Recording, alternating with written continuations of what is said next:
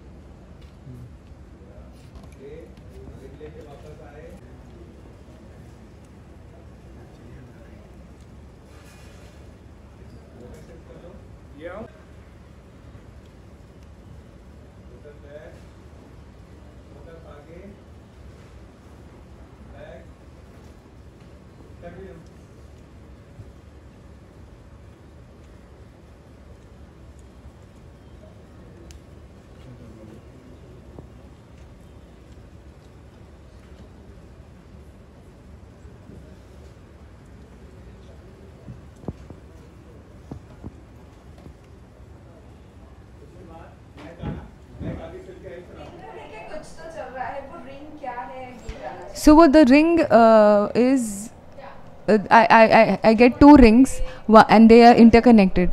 So when they are interconnected, one will be with Veer and the other one will be with Isha. So अगर ईशा को जब ईशा जब सिकंदर के साथ है, if anything goes wrong with Isha, Veer will get to know and he will be able to trace track any which way he can. But और भी मतलब जो भी होगा, जो भी चीज़ें होंगी, जो भी सुनने में आया होगा, it's like this, you know, magical technology that we have invented in our show where he can probably hear or whatever is happening with Isha so that she's safe. So that's the plan.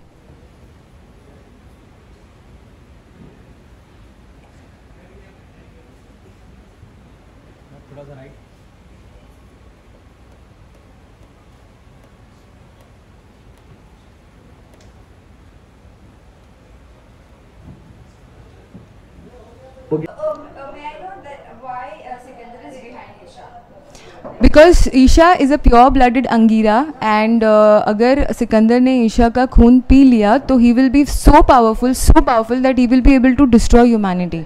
That's the only reason, and Isha is the only Angira left in Lansdale.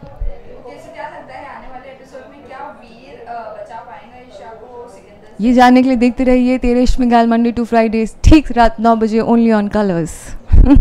Thank you.